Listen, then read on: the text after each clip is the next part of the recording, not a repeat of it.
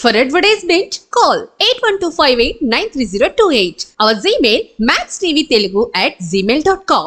Doctor గారు, గత 21 సంవత్సరాలుగా మీరు సింగిల్ టాబ్లెట్ లేకుండా చికిత్స చేశారు కూడా. కొంతమంది కొన్ని మానసిక రుగ్మత కోసం జీవితాంతం మందులు వాడాలని చెప్తున్నారు, వాడుతున్నారు కూడా. కానీ మీరు టాబ్లెట్ లేకుండా ఎలా న్యాయం చేస్తున్నారు? డెఫినెట్గా అండి, ఇది చాలా ఇంపార్టెంట్.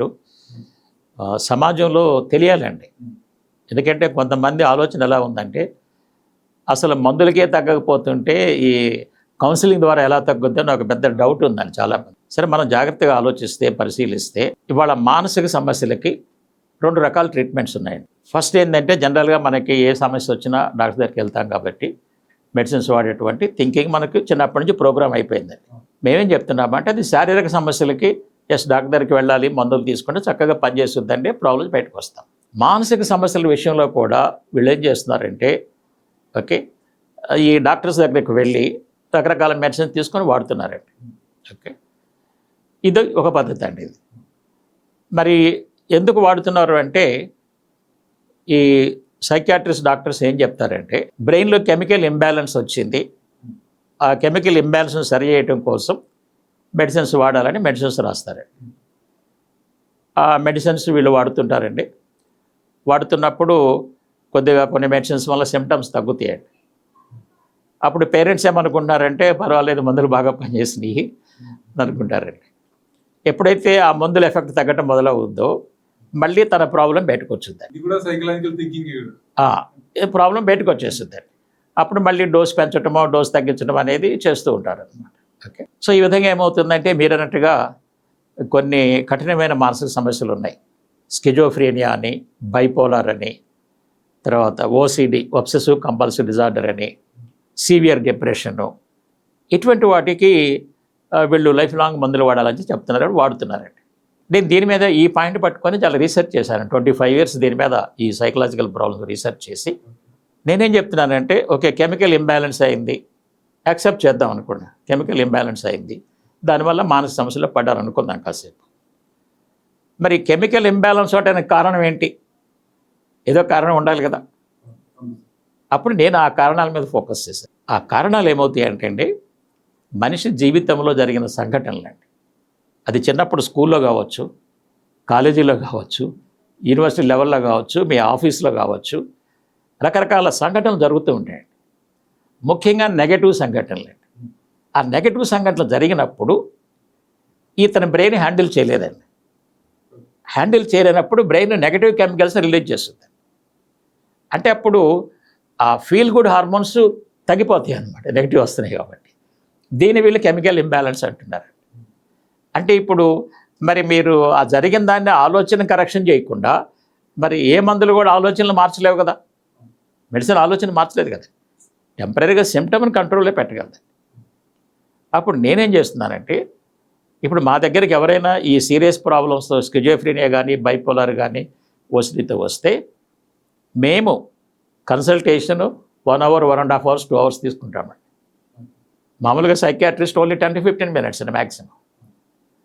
మేమేం చేస్తామంటే, డీటెయిల్గా ఇతని లైఫ్లో అసలు ఏమేమి జరిగింది, అతని బ్రెయిన్ ఏ విధంగా ఇంటర్ప్రిట్ చేసింది, ఇతని ఆలోచన విధానం ఎక్కడ తప్పుపోయింది, ఇవన్నీ ఐడెంటిఫై చేస్తామండి. ఐడెంటిఫై చేసి ప్రతి ఒక్క రాంగ్ ఆలోచనకి ఒక క్రియేటివ్ సొల్యూషన్ ఇస్తామండి తన ప్రాబ్లమ్స్కి. అప్పుడు బ్రెయిన్ ఏం చేస్తుంది అంటే, ఈ కొత్త ఆలోచనలతో కొత్త ఇంటర్ప్రిటేషన్ చేస్తుందండి.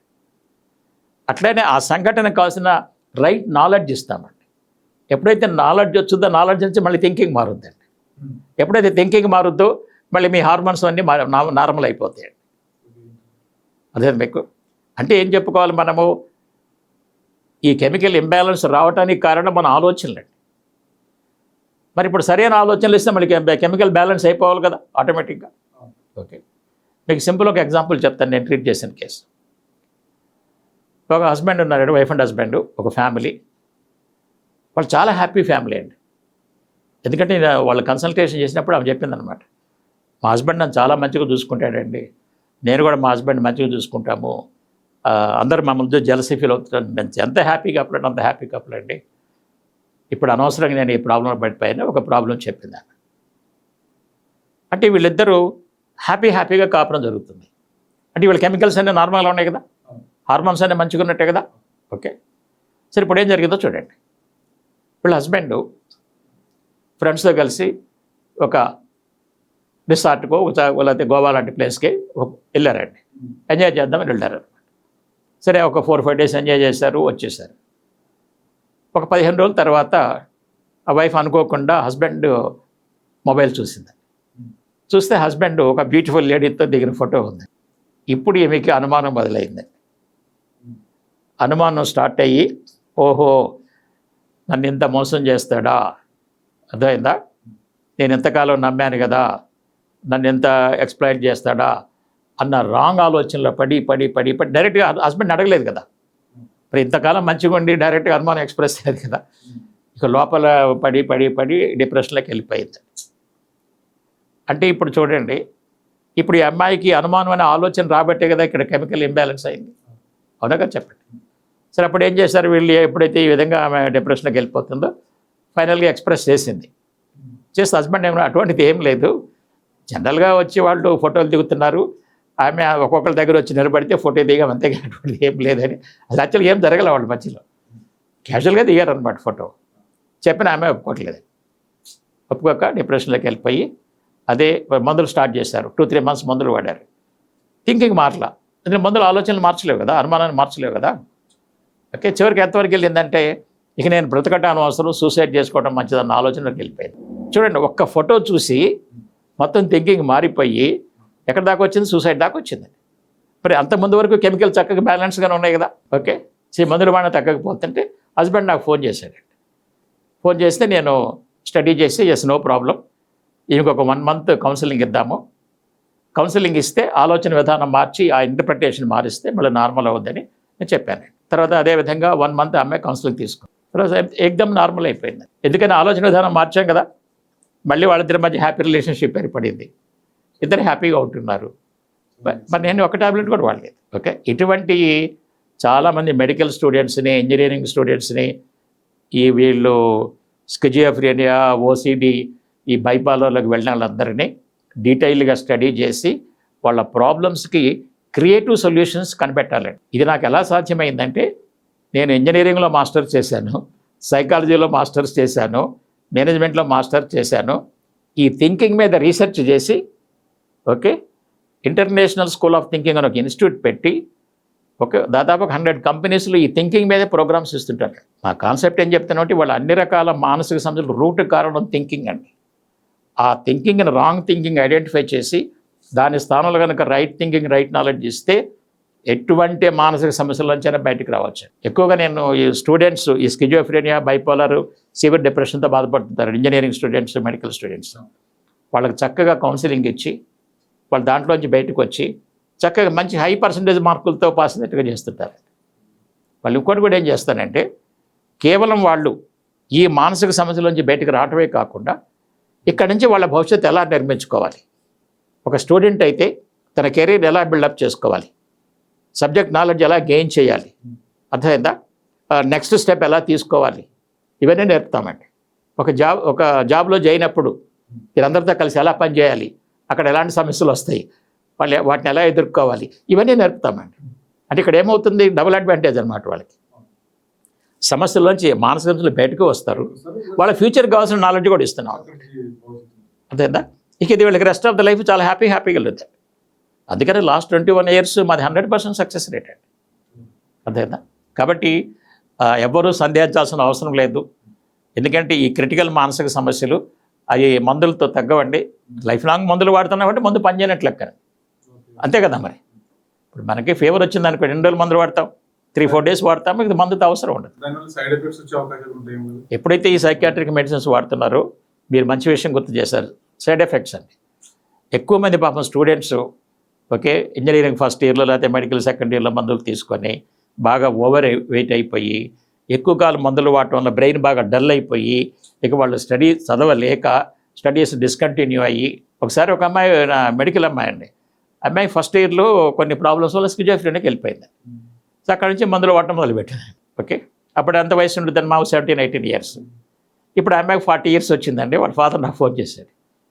ఓకే, ఆ అమ్మాయి ఆ ఫస్ట్ ఇయర్ నుంచి 5-6 ఇయర్స్ మందులు వాడటం వల్ల సైడ్ ఎఫెక్ట్స్ వచ్చి ఆ సైడ్ ఎఫెక్ట్స్ తగ్గించడానికి మళ్ళీ 5 ఇయర్స్ వేరే మందులు వాడాల్సి వచ్చింది. ఇప్పుడు ఆ అమ్మాయి ఇప్పుడు మ్యారేజ్ చేసుకోలేకపోయింది, బాగా ఓవర్ వెయిట్ అయిపోయింది, బాగా హార్మోనల్ చేంజెస్ అని బాడీలో చేంజెస్ వస్తాయి. అందుకని నేనేం చెప్తున్నానంటే స్టూడెంట్స్ లెవెల్లో ఉన్నవాళ్ళు ఈ సైకాట్రిక్ మెడిసిన్స్ వాడితే ఇలాంటి సైడ్ ఎఫెక్ట్స్ గురైపోయి వాళ్ళ స్టడీస్లో చాలా ప్రాబ్లమ్స్లో పడతారండి. అదేవిధంగా వాళ్ళ జీవితంలో కూడా పాపం చాలా కోల్పోతారండి. కాబట్టి నేనేం చెప్తున్నానంటే స్టూడెంట్స్ లెవెల్లో ఉన్న వాళ్ళకి ఎటువంటి మానసిక సమస్యలు వచ్చినా మాలాంటి ఆలోచన విధానం మార్చగలిగిన సైకాలజిస్ట్ అందరి దగ్గరికి పోతే అందరు చేయలేరండి. చాలామంది ఇటువంటి క్రిటికల్ కేసెస్ టేకప్ చేయరనమాట. నేనంటే దీని మీద రీసెర్చ్ చేశాను కాబట్టి, ప్లస్ మేము ప్రతి కేసును ఒక రీసెర్చ్ ప్రాజెక్ట్లా చేస్తామండి. అంటే మీకు చెప్పింది ఆయన చెప్పని చెప్పి మీకు చెప్పింది, మీ ప్రాబ్లం వేరు, ఆయన ప్రాబ్లం వేరు, కారణం వేరే ఉంటుంది కదా. ప్రతిదీ ఒక రీసెర్చ్ ప్రాజెక్ట్లా తీసుకొని దానికి సొల్యూషన్ ప్రొవైడ్ చేసి దాంట్లోంచి బయటకు వచ్చిన లైఫ్ ఎలా బిల్డ్ చేసుకోవాలి అది కూడా నేర్పుతామండి. చాలామంది స్టూడెంట్స్ ఈవెన్ బ్యాక్లాగ్స్ ఉన్న వాళ్ళు కూడా వాటిని పాస్ అయ్యి ఫస్ట్ క్లాస్లో పాస్ అయ్యి చాలామంది అమెరికాలో ఉద్యోగం చేస్తున్న వాళ్ళు, యూరోప్లో ఉద్యోగం చేస్తున్న చాలామంది ఉన్నారండి. సో కాబట్టి సారాంశం ఏంటంటే ఈ రకరకాల మానసిక సమస్యలకి మందులు లేకుండా సైకలాజికల్ కౌన్సిలింగ్, దీన్నే సైకోథెరపీ అని కూడా టెక్నికల్గా అంటారు, సైకలాజికల్ కౌన్సిలింగ్ ద్వారా చక్కగా దీనిలోంచి బయటకు వచ్చి మంచి అద్భుతమైన జీవితాన్ని బిల్డప్ చేసుకోవచ్చు. ఈ రకంగా మీరు చెప్పినట్టు ఒక్క టాబ్లెట్ వాడకుండా వాళ్ళ మానసిక రుగ్మతలు తగ్గిపోవడం చాలా సంతోషం. ఇంకోటి ఏంటంటే మీరు చెప్పినట్టు ప్రతి టాబ్లెట్స్ వాడడం వల్ల సైడ్ ఎఫెక్ట్స్ వచ్చేసి ఓవర్ వెయిట్ అని, ఒబేసిటీ, ప్లస్ ఇంకోటి అన్ని రకాల ప్రాబ్లమ్స్ అవుతున్నాయి. కాబట్టి టాబ్లెట్ వాడడం కూడా అంత మంచిది కాదు. మీరు అన్నట్టు టాబ్లెట్ వాడడం అనేది జరిగితే అది కొద్ది రోజుల్లో సమస్య తీరిపోవాలి, కానీ జీవితాంతం వాడడం వల్ల ఏంటంటే అది కంపల్సరీ సైడ్ ఎఫెక్ట్స్ 100% వస్తాయి. కానీ ఈ రకంగా మీరు ట్రీట్ చేయడం, న్యాయం చేయడం చాలా మంచిది డాక్టర్. చాలా సంతోషం doctor. Thank you so much. నమస్కారం అండి.